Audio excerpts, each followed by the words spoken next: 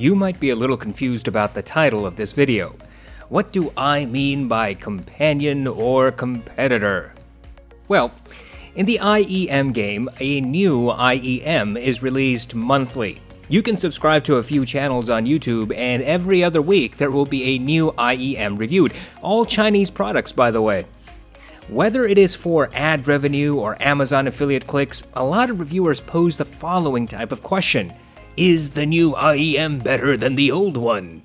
Or, if they're being overly optimistic, they'll just tell you that the new IEM is the best ever. I'm not going to do that. I think it's better to look at it in terms that I've phrased here. Is the Moondrop Starfield a competitor or companion? In other words, is the Starfield trying to take the Tin Hi-Fi customers? Or is the Starfield trying to create a different type of sound that everyone, including Tin Hi-Fi customers, can enjoy without tossing out their older IEMs? It's not an issue of better or best or amazing. It's an issue of whether the sound signature of one or the other is to your preference. In this video, I'm going to talk about the Starfield and compare it to both the T2 and the T2 Plus. I heard a lot of hype about the Starfield before I bought it. This IEM sells for a little over $100 and is double the price of the T2 products. But the Starfield isn't twice as better built as the T2 or the T2 Plus. All three IEMs are made of metal. However, Tin Hi-Fi takes a minimalist approach without much embellishment. Moondrop, on the other hand, coated the housing in a flashy dark blue color and painted writing and a design on the housings. This paint job has one benefit. You can immediately identify which is the left and the right ear tips. The Starfield's cable is pretty mediocre. It's no better than the T2's cable and thinner than the Plus's cable. The Starfield's housing have an obvious seam running the length of each side. Compared to the Tin Hi-Fi products, some might find this aesthetically displeasing. Comfort is another area where the Starfield is mediocre. It's more comfortable than the T2, but not as comfortable as the Plus. The Starfield is larger than the T2 and the Plus, and it is noticeably heavier than the Tin Hi-Fi products. I have been using the Starfield for almost 3 months. Comfort has been an issue for me. Although the Starfield sits inside my ear canal without trouble, the overall weight of the IEM means it starts drooping after about 10 to 15 minutes. I have to then push the IEM back into place. Now, you could try to fix this by changing ear tips, but the problem won't completely disappear. The Starfield is 32 ohms with 122 decibel SPL. The T2 is 16 ohms with 102 SPL. The Plus is 32 ohms with 104 SPL. You might think that the Starfield would be on par with the Tin Hi-Fi in relation to volume, but not really. There is a difference. The T2 is the most sensitive of the three. The Plus isn't far behind, despite it being double the impedance of the T2.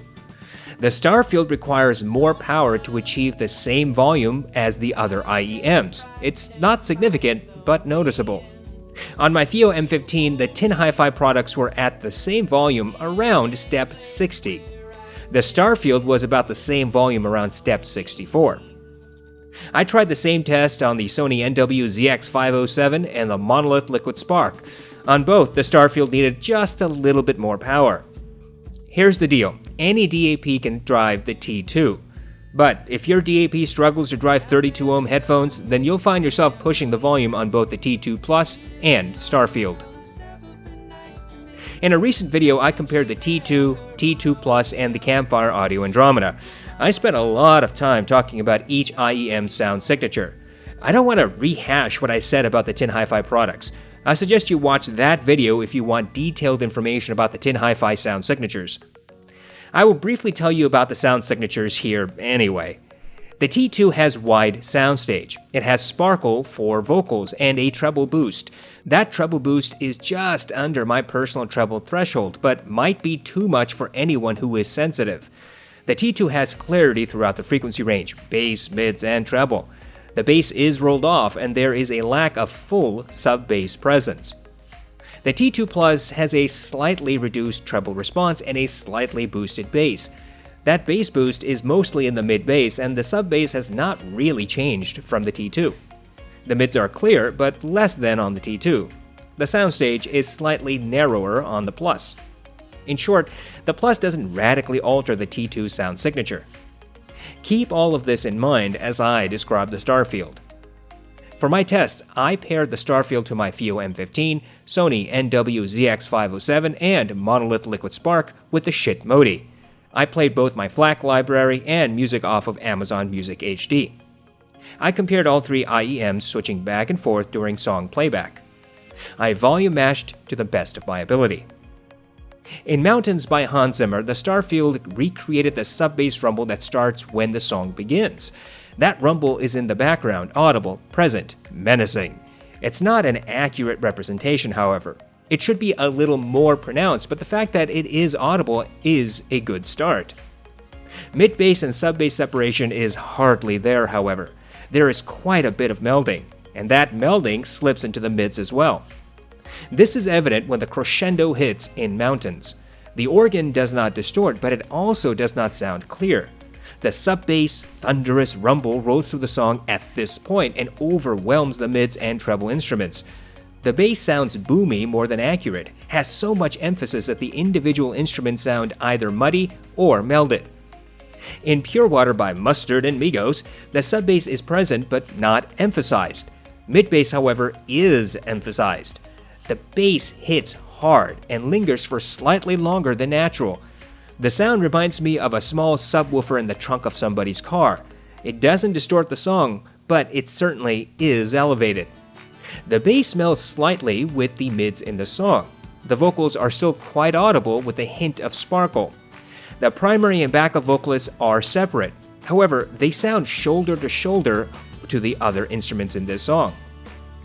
In Orla Gartle's song Why Am I Like This, the acoustic guitar had a slightly longer reverberation than natural. Its timbre melded with the piano, and the two instruments were not distinct, but like an amalgam of the two. At 57 seconds into the song, there is a slight pause and the drum hits. That drum sounds bloated and overemphasized. It is simply boomy bass. Orla's voice has natural grain and sibilance. She can sound harsh on a lot of headphones. The Starfield, however, smooths out her tonality considerably. The grain in her voice is gone, and her sibilance is almost entirely rolled off. When Orla is singing with the other instruments lightly playing, she sounds clear and distinct, center stage. But as soon as the other instruments start playing louder, she gets drowned out. In Want You Back by Haim, the piano has an unnatural reverberation, one which lasts so long that it starts melding with the guitars. When the guitar and piano meld, it causes a boomy sensation and a continuing reverberation. The primary vocalist has noticeable sibilance, but the Starfield rolls that off, just like it did with Orla Gartland. There are two backup vocalists who are mostly separated in tonality.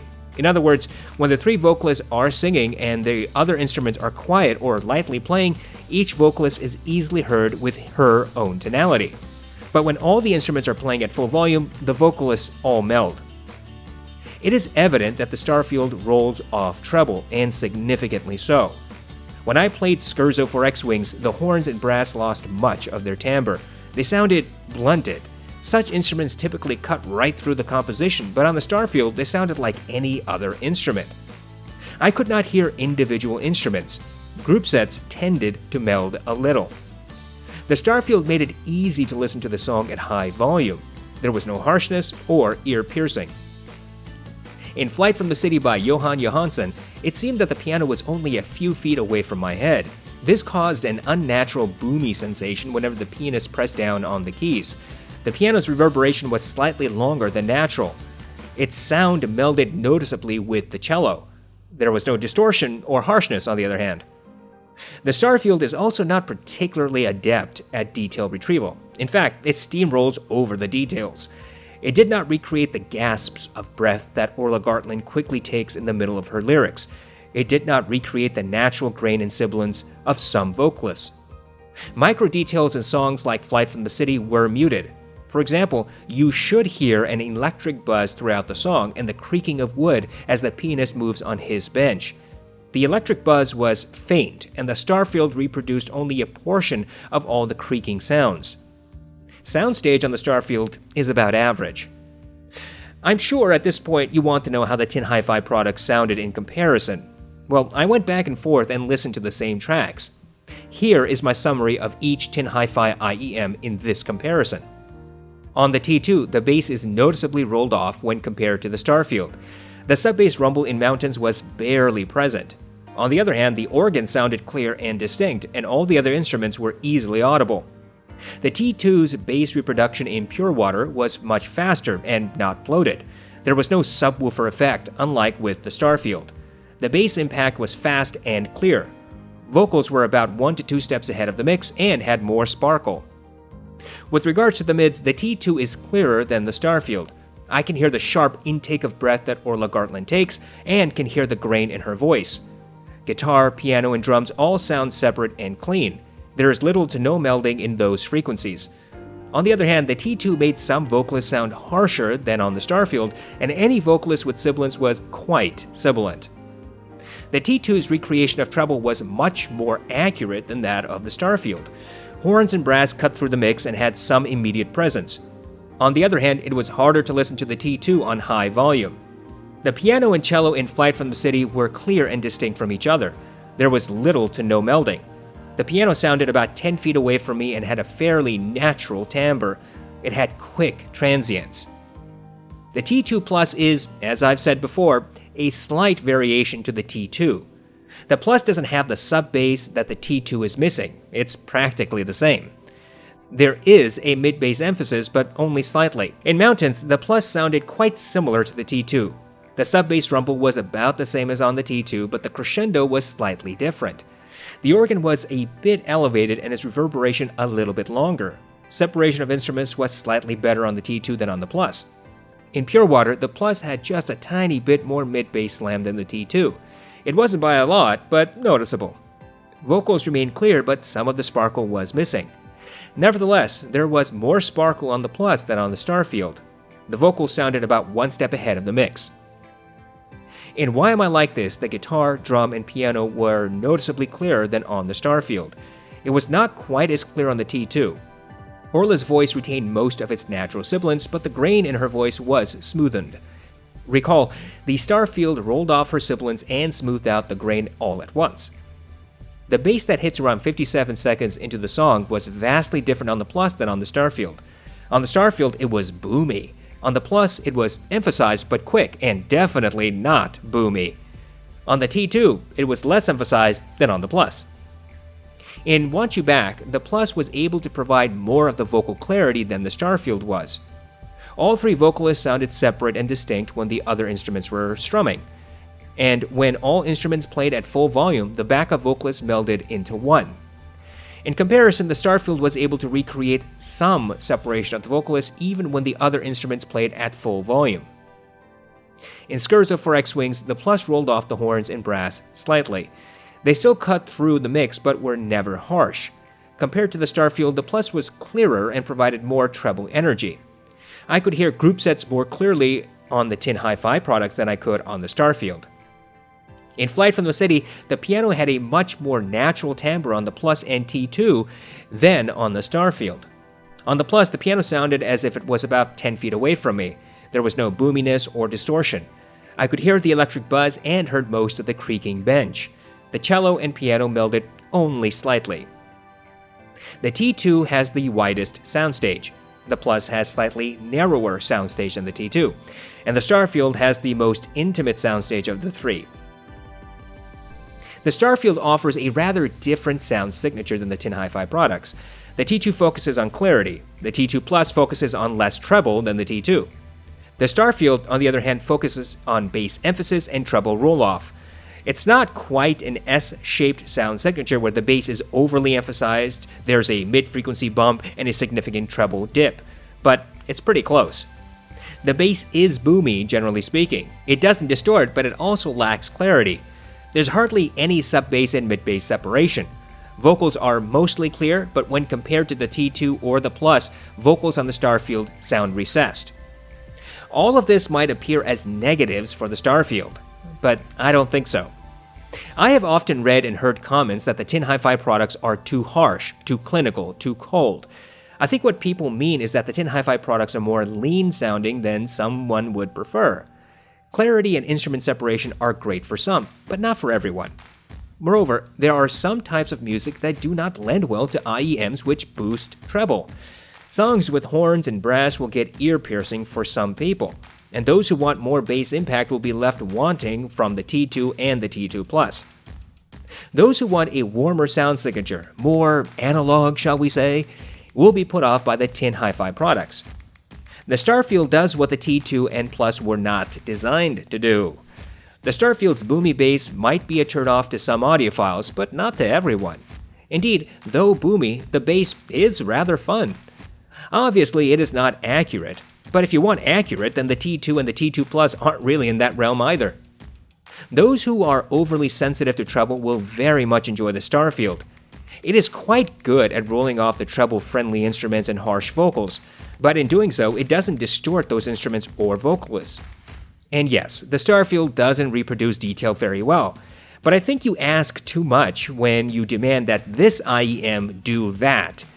You see, the Starfield is not a jack of all trades.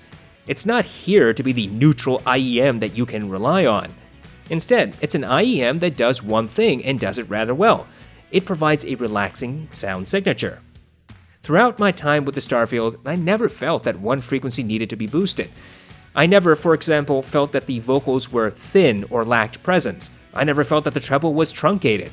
Sure, details were missing and timbre wasn't entirely accurate, but after a long day at work, I'm not looking to critically listen. I might just want to go for a casual walk and listen to music without concern. If you enjoy the sound signature of the Meze 99 Classic, you'll appreciate the Starfield.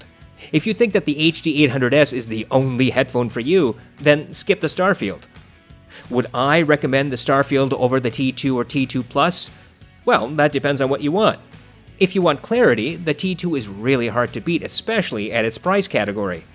If you want something that doesn't emphasize bass but also don't want all that treble, then the T2 Plus might be the right choice for you.